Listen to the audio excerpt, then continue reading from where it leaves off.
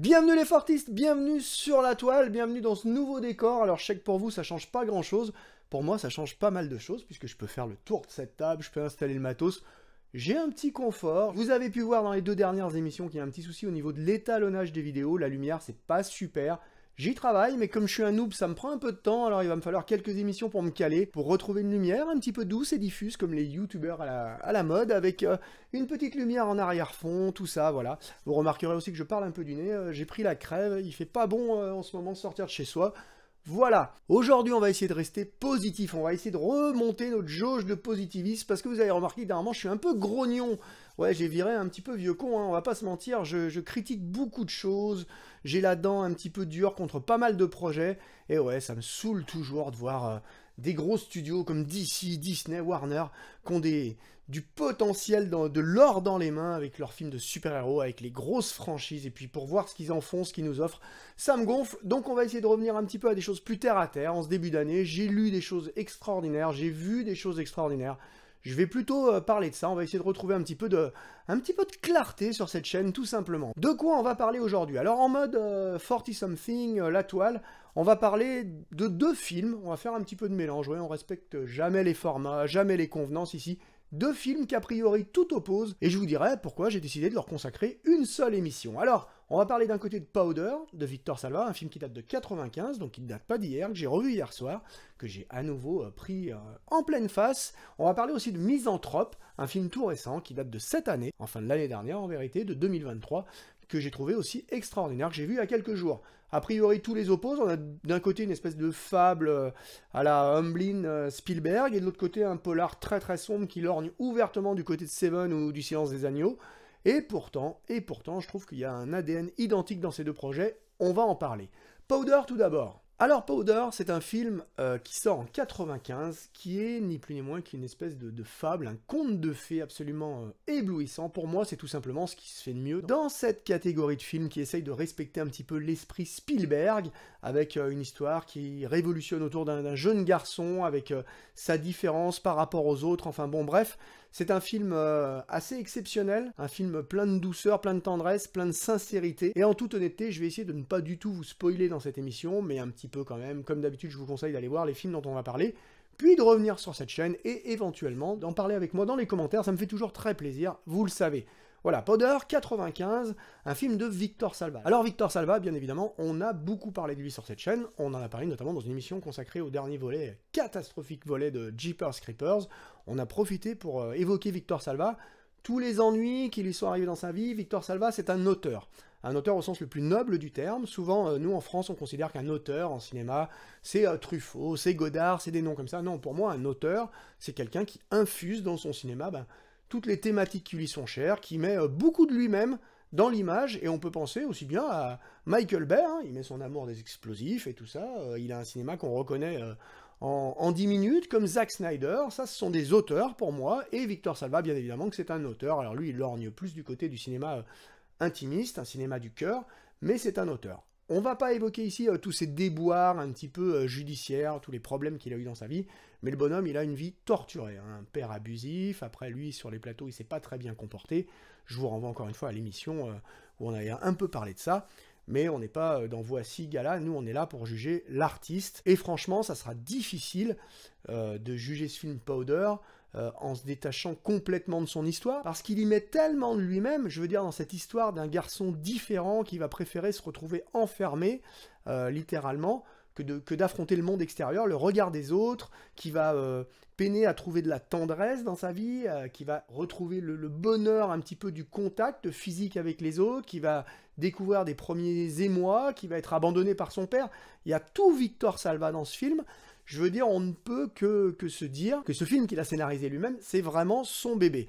C'est un film extrêmement touchant, soutenu par une magnifique partition de Jerry Goldsmith, et il faudrait vraiment être un cœur de pierre pour ne pas être touché par ce film en toute honnêteté. Alors bien sûr, Victor Salva, étant donné que c'est une personnalité un petit peu sulfureuse, aujourd'hui, en 2023-2024, oui, c'est une personnalité sulfureuse, un mec qu'on aimerait bien oublier complètement, on va pas se mentir, et bien ce film, vous le verrez pas partout, c'est pas forcément facile de le voir, je crois qu'il est en location, à la location, sur certains sites de streaming, y compris peut-être Amazon ou un truc comme ça, mais si vous le cherchez en support, il n'y a pas de Blu-ray qui existe, à ma connaissance, moi je l'ai revu sur mon vieux DVD, qui bénéficie d'une très bonne qualité. Vous allez passer du temps à essayer de le voir, vous allez passer du temps à essayer de le trouver, mais vous me remercierez plus tard. Si vous aimez un peu ce cinéma, cette âme un petit peu à la Spielberg, ce cinéma des fins des années 80, début des années 90, ben tout est là. Je vous le redis, une partition incroyable de Jerry Goldsmith. Au début, je me suis dit, la partition, elle est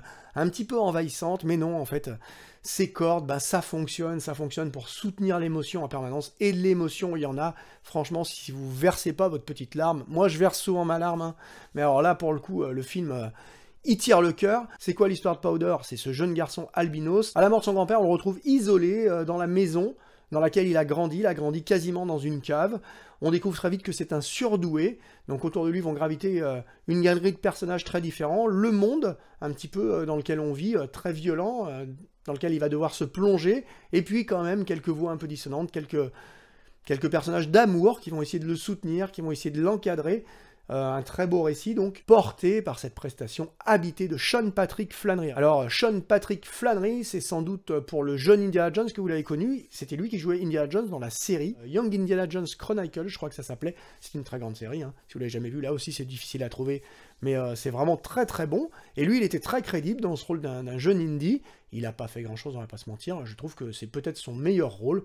On aurait pu penser qu'il allait disparaître sous le maquillage, sous le poids de ce garçon albinos. Non, il est tout en douceur, tout en malaise. C'est vraiment, vraiment une très très belle prestation. Et bien sûr, ce genre de film, il serait complètement vide sans une galerie de second rôle important. Et vous avez, par exemple, tout un tas de têtes que vous avez vues partout qui apparaissent à l'écran. Mary Steenburgen, que vous avez sans doute vu dans tout un tas de projets. Pour les plus anciens d'entre vous, Ray Wise, ça va vous dire quelque chose. Mais vous avez aussi Jeff Goldblum, un tout jeune Jeff Goldblum, qui franchement...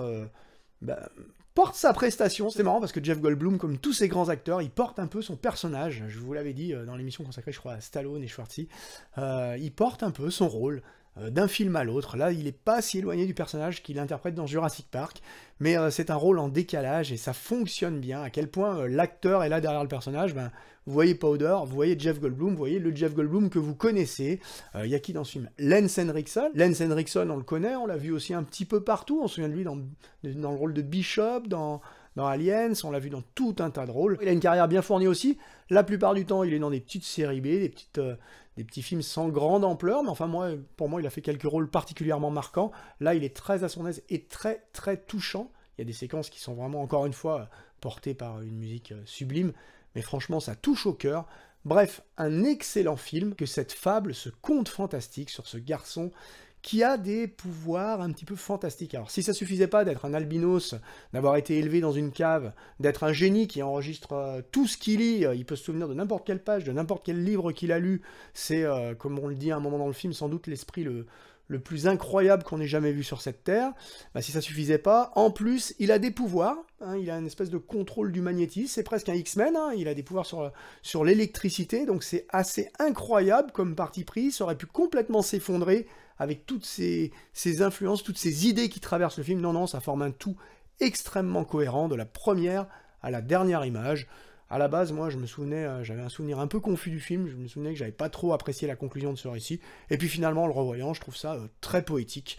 Bref, jetez-vous sur ce film, qui est, n'hésitons pas à le dire, quasiment tout l'inverse, a priori, de ce film Misanthrope. Alors lui, il vient de sortir, hein, c'est un film de 2023, je viens de l'acheter en Blu-ray, c'est une merveille, un film de Damian Zafron. Alors Damian Zafron, si vous savez pas qui c'est lui qui a réalisé Les Nouveaux Sauvages. Je vous parle des Nouveaux Sauvages parce que ça a fait grand bruit, c'est un film qui a vraiment bien marché, mais qui date déjà de 2014. Qu'est-ce qu'il a fait entre 2014 et 2023? J'en sais absolument rien. Parce qu'en réalité, j'ai essayé de me pencher sur sa vidéographie, sur un peu tout ce qu'il a fait, et franchement, j'ai pas trouvé grand-chose. Il a réalisé de la série télé, tout ça, il a explosé avec Les Nouveaux Sauvages, et après, il a totalement disparu. Je vous dirais pas qu'il a fait des trucs à droite à gauche, pas du tout, même au niveau des scénars, il a pas l'air d'avoir fait grand-chose. Donc qu'a fait Damian Zafron pendant presque 10 ans?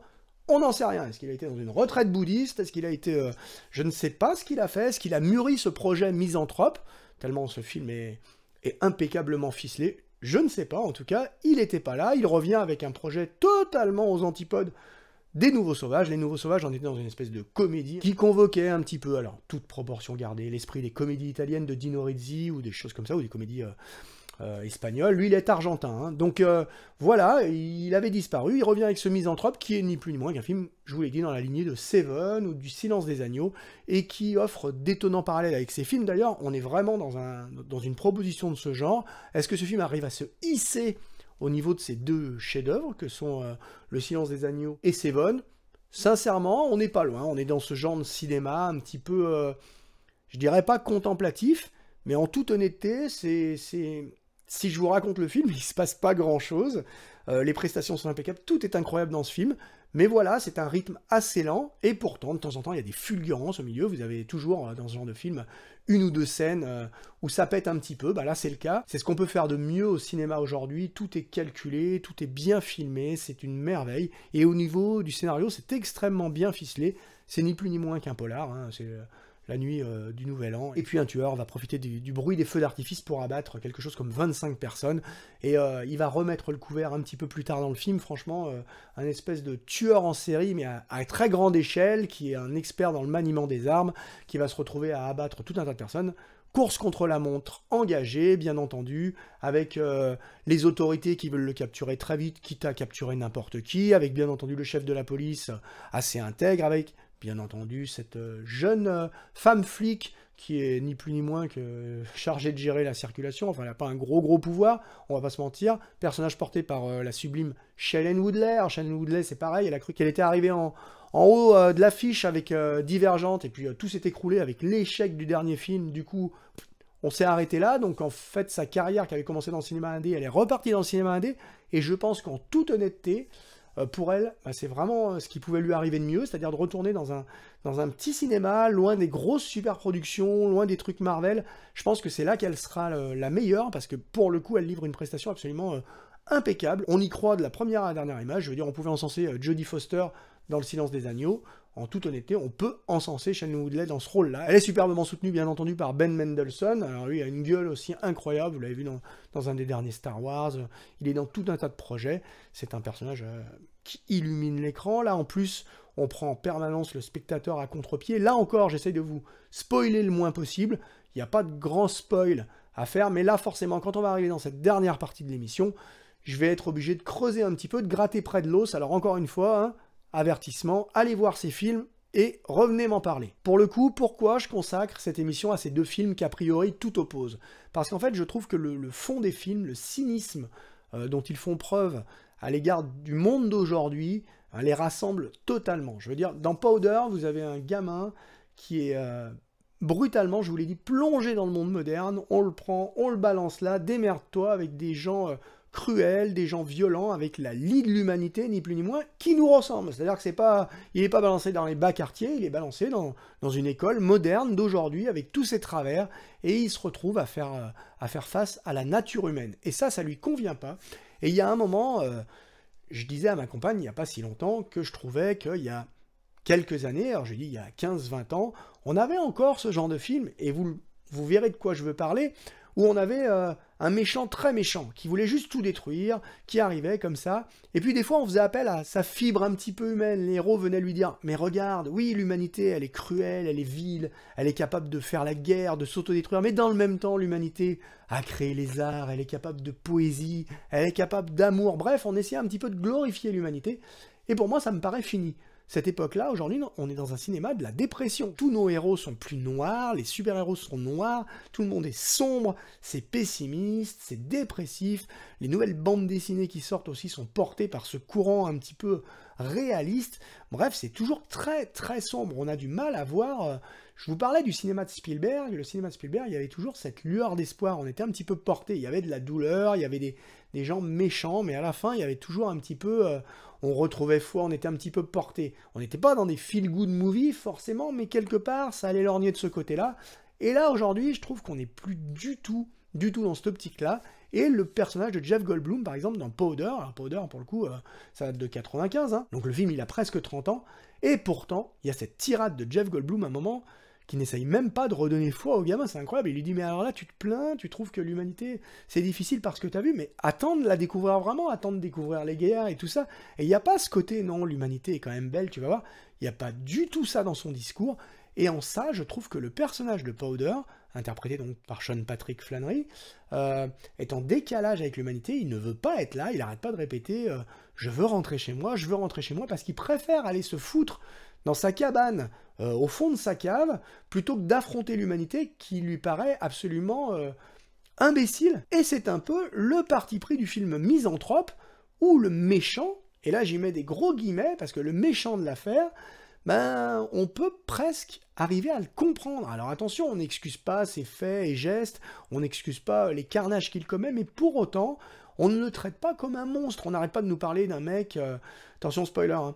On n'arrête pas de nous parler d'un mec un petit peu déformé et tout. Et quand il apparaît à l'écran, bah là, on prend le spectateur à contre-pied, parce qu'on voit arriver quelqu'un qui a un visage humain, qui est presque normal, et avec qui on pourrait discuter. Et il vient expliquer à cette jeune femme flic qui est venue le chercher, qu'il est en décalage avec cette société dont il veut pas, il veut juste lui de l'espace, il veut des arbres, le bruit des oiseaux, il veut être loin de tous ces gens qui passent leur temps sur TikTok, qui passent leur vie à perdre leur temps, il veut pas de ça, et en ça le discours, ce personnage se rapproche de celui de Powder, je trouve, mais vraiment on a cette même thématique du monde moderne qui est un petit peu usant, qui est un petit peu violent, qui est un petit peu agressif. Et vous savez, une petite parenthèse, je trouve que dernièrement dans le cinéma, on a des méchants qui sont moins méchants.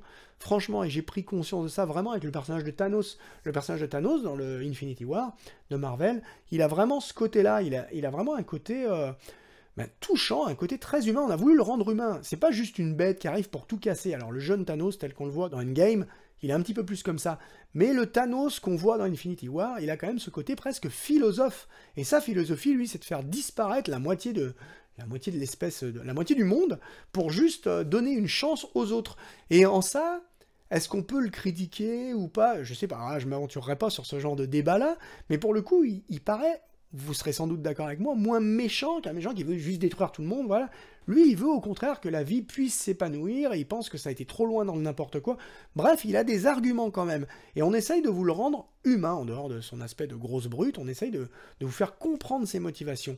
Et on arrive à un moment où les méchants sont moins méchants. On est touché un petit peu par leurs revendications dans le monde violent dans lequel on vit, dans le monde où vont grandir les plus jeunes d'entre nous, les plus jeunes d'entre vous, qui n'augure rien de bon, hein. Je veux dire, tous les pronostics, tout ce qu'on nous dit aujourd'hui, à demi-mot, on dit ça y est, on a déjà pris le mur. Donc quelque part, le fait qu'on nous présente des méchants comme ça, qui sont moins méchants, je trouve que c'est un petit peu symptomatique, symbolique du cinéma d'aujourd'hui. Voilà, je vais pas parler plus longtemps, je voulais faire une émission assez courte pour vous parler de ces deux films que j'ai vraiment appréciés, je vous conseille de les voir. Alors encore une fois, Powder, ça va être un petit peu difficile, essayez de fureter pour le trouver si vous pouvez. Franchement, ça vaut vraiment le déplacement, revenez m'en parler dans les commentaires. Misanthrope, il est disponible partout, je pense qu'il est en VOD, peut-être sur certains services de streaming. Moi je l'ai acheté en Blu-ray, l'image est impeccable, elle met vraiment en valeur une photographie absolument magnifique, des prestations absolument magnifiques.